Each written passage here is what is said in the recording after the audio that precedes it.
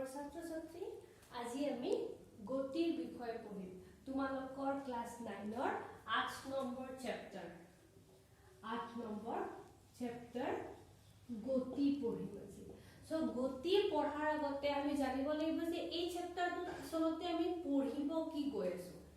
তোমালোকে জানা যে এজন মানুহ এটা ঠাইৰ পৰা আন এটা ঠাইলৈ যায় তোমালোকে ঘৰৰ পৰা স্কুললৈ যোৱা স্কুলৰ পৰা আকৌ ঘৰলৈ উভতি অহা বা কেতিয়াবা কৰবালৈ যোৱা তো তোমালোকে যে এটা ঠাইৰ পৰা আন এটা ঠাইলৈ যোৱা আমি যদি বিজ্ঞানৰ ভাষাত এইবোৰ বুজাব লাগে তেনেহলে কি কি শব্দ ব্যৱহাৰ কৰি আমি বিজ্ঞানৰ ভাষাত এইবোৰ বুজাম আৰু এই যে তুমি এঠাইৰ পৰা আন এঠাইলৈ গলা তো তুমি কেনেকৈ গৈছা তোমাৰ সেই গতিটো কেনেকুৱা হ'ব সেইবোৰ আমি সব এই চেপ্টাৰটো পঢ়িবলৈ চেষ্টা কৰিম তো ধৰা হ'ল তুমি ৰাতিপুৱা ঘৰৰ পৰা স্কুললৈ গৈছা তো তোমাৰ ঘৰ ইয়াত এটো ধৰা হ'ল তোমাৰ ঘৰ আৰু ইয়াৰ পৰা তোমাৰ এইখন স্কুল এই স্কুললৈ যদি তুমি আহা তুমি কি কৰিবা ধৰিলে তোমাৰ ঘৰৰ পৰা ওলাই এনেকে এইটো হাইৱে এই হাইৱেৰ পৰা তোমাৰ ঘৰ এনেকা এইটো হাইৱে কাষত তোমাৰ ঘৰ এনেকা হাইৱে আহি পেলাই এইটো আলিমুৰ এনেকা আলিমুৰে তোমালোকে এনেকে আহিবা এনেকে অহাৰ পিছত তোমালোকে স্কুল যাবলৈ আৰু এটা সৰু ৰাস্তা লবা লৈ পেলাই এনেকে তোমালোকে আহি পেলাই স্কুলত উপস্থিত হ'বা এই ৰাস্তাটোৰে তোমালোকে সদায়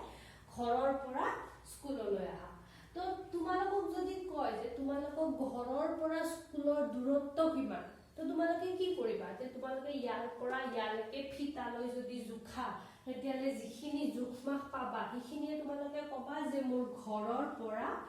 স্কুলৰ দূৰত্ব 3 কিলোমিটাৰ মানে এই 3 কিলোমিটাৰে কি বুজাব যে ইয়াৰ পৰা এই গোটেইখিনি আহোতে তোমাক কিমান লাগিলে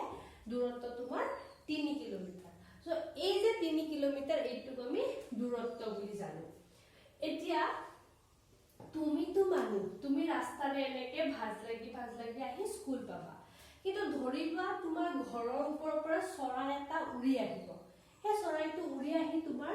স্কুল পাবগে তো যদি ঘৰৰ পৰা স্কুললৈ চৰাইটো আহে চৰাইটো জানো এনেকে তলেৰে ৰাস্তা আছে নে নাই চাই উৰি আহিব ৰাস্তাৰ ওপৰে উৰি আহিব নে চৰাইটো ডাইৰেক্ট ইয়াৰ পৰা ইয়ালৈ উপস্থিত হ'ব তো নৰ্মেলি চৰাই কি কৰিব হি ওপৰেৰে উৰি আহে গতিকে ইয়াৰ পৰা ইয়ালৈকে সিধা ৰাস্তাৰে উৰি আহিব তো ইয়াৰ পৰা আমি এটা নতুন শব্দ শিকিম আজি গতি চেপ্টাৰটোত এই নতুন শব্দ যিটো ৰাস্তাৰে চৰাইটো উৰি আহিব সেইটোক আমি বুলি কম হৰণ তো এতিয়ালৈকে আমি দুটা শব্দ শিকিলো এটা হ'ল দূৰত্ব আৰু এটা হ'ল হৰণ এই দুটাৰ পাৰ্থক্য মই দিয়া উদাহৰণটোৰ পৰাই আমি উলিয়াবলৈ চেষ্টা কৰিম তো দূৰত্ব কি হ'ব এঠাইৰ পৰা আন এঠাইলৈ যাবলৈ বস্তু এটাই যিটো পথ অতিক্ৰম কৰে সেই পথটোক বুলি কম আমি দূৰত্ব আৰু হৰণ মানে কি হ'ব এঠাইৰ পৰা আন এঠাইলৈ যাবলৈ যিটো আটাইতকৈ চুটি ৰাস্তা হ'ব যিটো সবতকৈ চুটি ৰাস্তা হ'ব সেইটোৱে হ'ব হৰণ আৰু যিকোনো দুটা বিন্দুৰ মাজৰ এই দুটা যদি মই এ আৰু বি বিন্দু বুলি ধৰি লওঁ দুটা বিন্দুৰ মাজৰ আটাইতকৈ চুটি ৰাস্তা কোনটো জানা হিহতক যদি আমি সিধা লাইনেৰে কানেক্ট কৰো তুমি দুটা বিন্দুক আন একো প্ৰকাৰে কানেক্ট কৰিব নোৱাৰা যিটো আটাইতকৈ চুটি হয় তুমি যদি ভাবা এনেকে যাম এই দুডালো ইয়াতে দীঘল হ'ব এনেকে যাম দীঘল হ'ব তো দুটা বিন্দুৰ মাজৰ আটাইতকৈ চুটি ৰাস্তা কোনটো হ'ব ন্যূনতম দূৰত্ব কোনটো হ'ব যিটো তোমাৰ সিধা ৰাস্তা তো দুটা বিন্দুৰ মাজৰ যিটো আটাইতকৈ চুটি পথ সেই পথটো হৈ যাব আমাৰ হৰণ দুটা হ ৰ আৰু নহৰণ আৰু তুমি যিটো ৰাস্তাৰে এই বিন্দুটোৰ পৰা এই বিন্দুটোলৈ আহিছা সেই ৰাস্তাটো হ'ব দূৰত্ব আই হোপ তোমালোকে কিবা অলপ ধৰিব পাৰিছা এতিয়া আমি দুইটাৰে কি কৰিম ডেফিনেশ্যনটো দিলম দূৰত্ব মানে কি হ'ব বস্তু এটাই এটা বিন্দুৰ পৰা আন এটা বিন্দুলৈ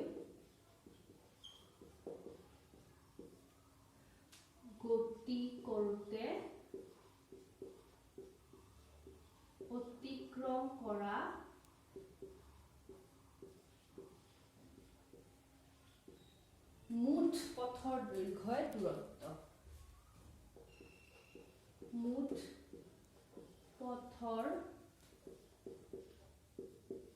দৈৰ্ঘ্যই হ'ল দূৰত্ব আনহাতে হৰণ কি হ'ব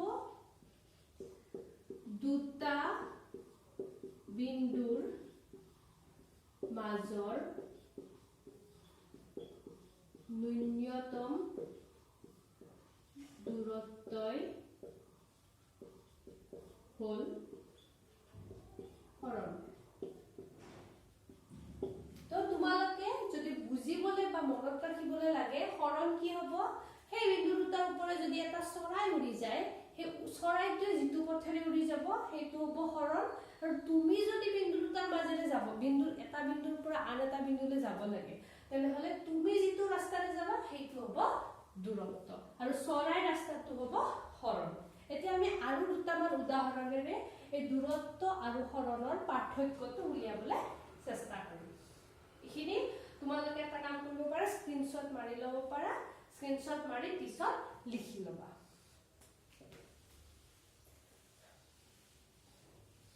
ধৰা হ'ল এজন মানুহে A বিন্দুৰ পৰা B বিন্দুলৈ যাব তেওঁ যায় কেনেকে এনেকে এইটো হ'ল 5 মিটাৰ এইটো 10 মিটাৰ আৰু এইটো 5 মিটাৰ তো A বিন্দুৰ পৰা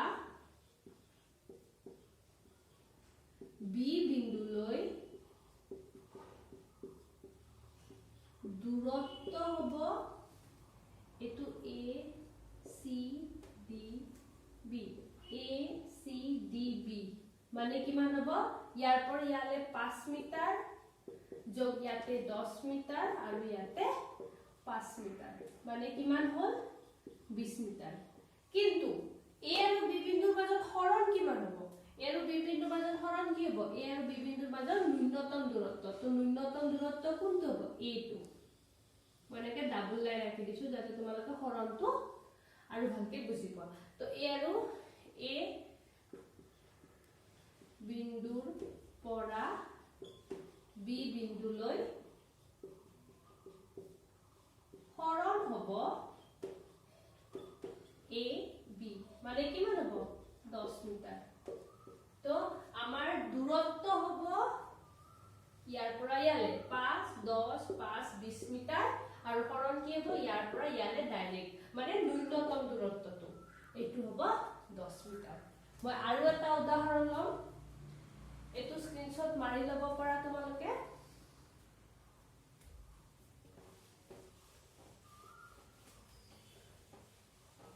মই আৰু এটা উদাহৰণ লম ধৰি লোৱা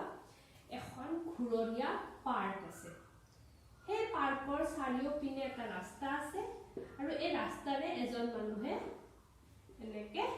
ৰাতিপুৱা মৰ্নিং ৱাক কৰে ধৰি লোৱা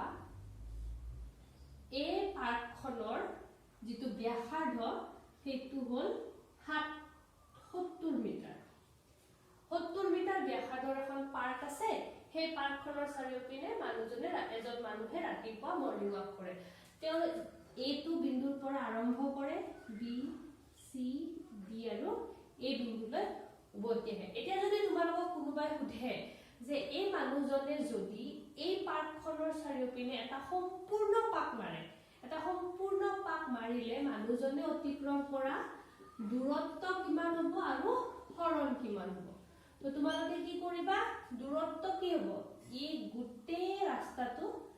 দূৰত্ব হৈ যাব তো মই কি কৈছো মই ৰবা ডায়াগ্ৰামটো অলপ ধুনীয়াকৈ আঁকি দিওঁ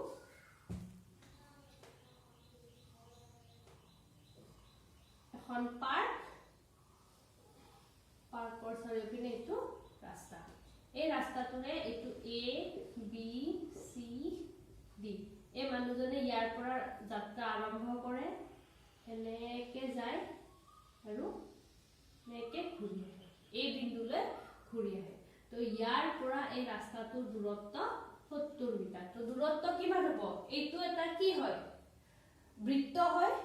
তো এই বৃত্তৰ পৰিধি যিমান হ'ব কাৰণ ইয়াৰ পৰা ইয়ালে এটা সম্পূৰ্ণ পৰিধি হ'ব নে না সম্পূৰ্ণ বৃত্ত হ'ব তো এই বৃত্তটোৰ যেটো পৰিধি হ'ব হেতু কি হ'ব মানুহজনে অতিক্ৰম কৰা দূৰত্ব তো ইয়াৰে পৰিধি কিমান হ'ব আমি জানো বৃত্তৰ পৰিধি 2 পাই r মানে ব্যাসাৰ্ধ তো ইয়াতে কি হ'ব 2 হৈ গল পাই মানে কি 7/22 আৰু মই অলৰেডি কৈছো যে এই বৃত্তটোৰ যেটো ব্যাসাৰ্ধ হেতু হল 70 মিটাৰ 7 ৰে 70ক 10 বাৰ যাব 22 পুৰত 246 44 আৰু এটা শূন্য তো মানুহজনে অতিক্ৰম কৰা মুঠ দূৰত্ব কিমান হ'ব 440 মিটাৰ এতিয়া চোৱা মানুহজনে এই বিন্দুৰ পৰা যাত্ৰা আৰম্ভ কৰি গুটে এক পাক পাৰি আকৌ এই বিন্দুতে আহি পাইছে হয়নে নাই যদি এই বিন্দুৰ পৰা যাত্ৰা আৰম্ভ কৰি আকৌ এই বিন্দুলে আহে এইটো এই বিন্দু এনেকে গৈ আকৌ ইয়ালে আহি পালে এই দুটা বিন্দু লগ লাগি গল ইয়াত আছিল এনেকে গৈ আকৌ ইয়ালে আহি পালে তো এই বিন্দু দুটাৰ মাজত কিবা দূৰত্ব আছে জানো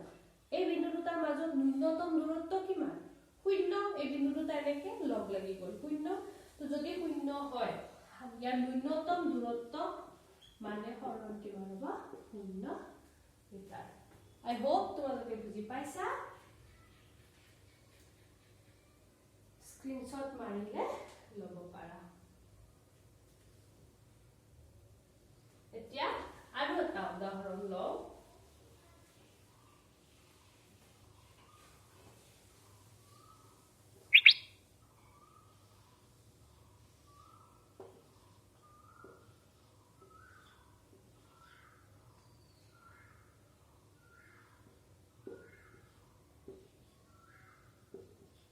এই বিন্দুৰ পৰা আকৌ এই বিন্দুলৈ এক পাক মাৰিছে এটা সম্পূৰ্ণ পাক মৰাৰ পিছত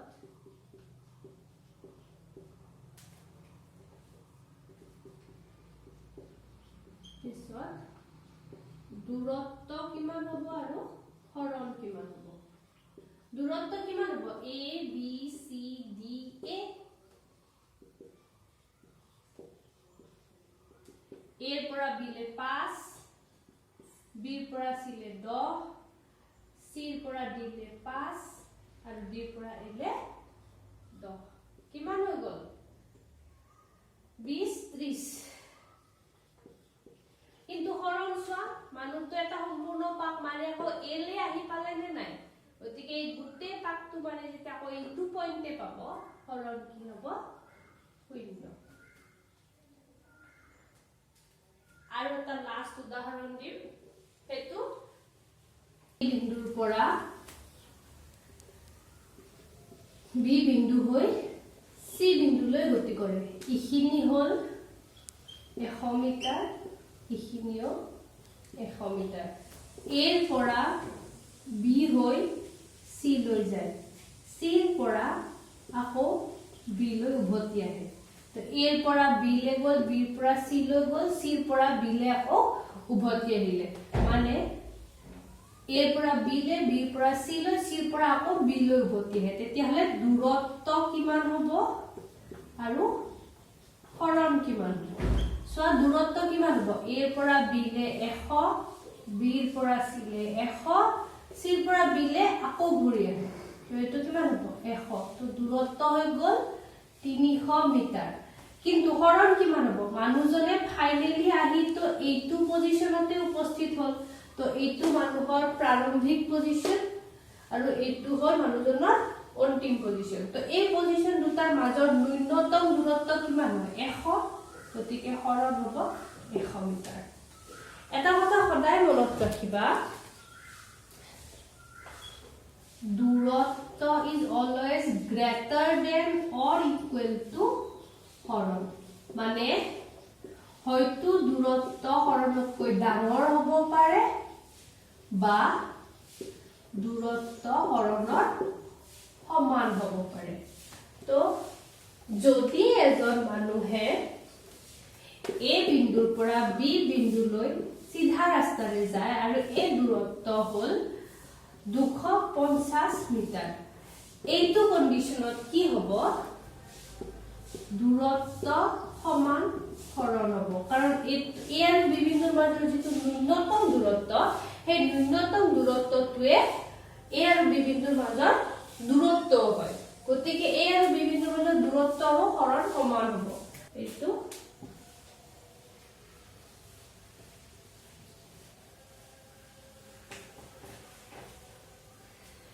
এজন মানুহে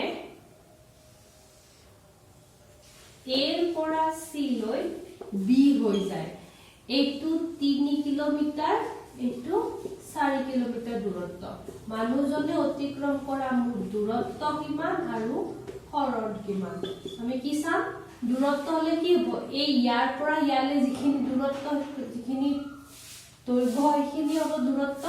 ইয়াৰ পৰা ইয়ালে 3 কিলোমিটাৰ ইয়াৰ পৰা ইয়ালে 4 কিলোমিটাৰ 7 কিলোমিটাৰ হৈ গ'ল মানুহজনে অতিক্ৰম কৰা দূৰত্ব কিন্তু মানুহজনৰ হৰণ কি হ'ব এ আৰু সি বিন্দুৰ মাজৰ ন্যূনতম দূৰত্ব ইহতক হৰণ ৰেখাৰে সংযোগ কৰিলে যিডাল ৰেখা পাম এই ৰেখাডালৰ দৈৰ্ঘ্য হ'ব তাৰ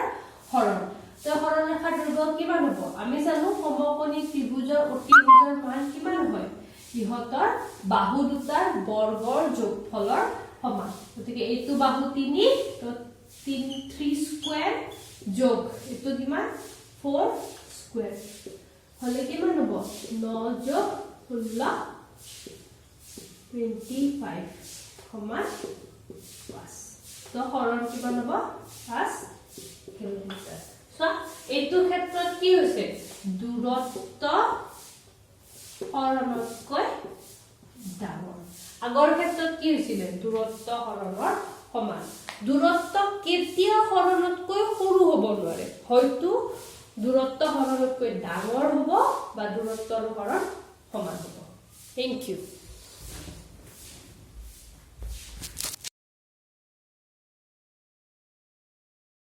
কিমান হ'ব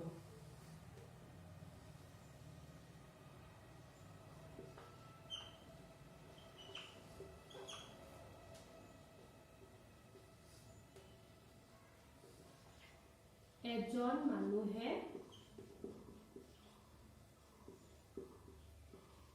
এৰ পৰা সি লৈ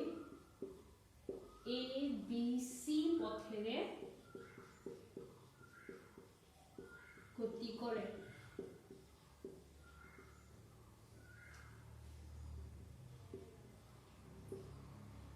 তো ইয়াতে মই কৈছো যে এইটো এটা অৰ্ধবৃত্তাকাৰ হয়নে নাই এই অৰ্ধবৃত্তাকাৰ পথটোৰ ব্যাসাৰ্ধ 14 মিটাৰ 14 মিটাৰ গতি কৰে মানুহজনে অতিক্ৰম কৰা মুঠ দূৰত্ব আৰু হৰণ নিৰ্ণয় কৰা এটো তোমালোকৰ হোমৱৰ্ক তোমালোকে এটো উত্তৰ দিওলা কমেন্টত দিবা থ্যাংক ইউ আজিৰ কাৰণে এইখিনিয়ে নেক্সট ক্লাছত আমি দ্ৰুতি আৰু বেগ পঢ়িম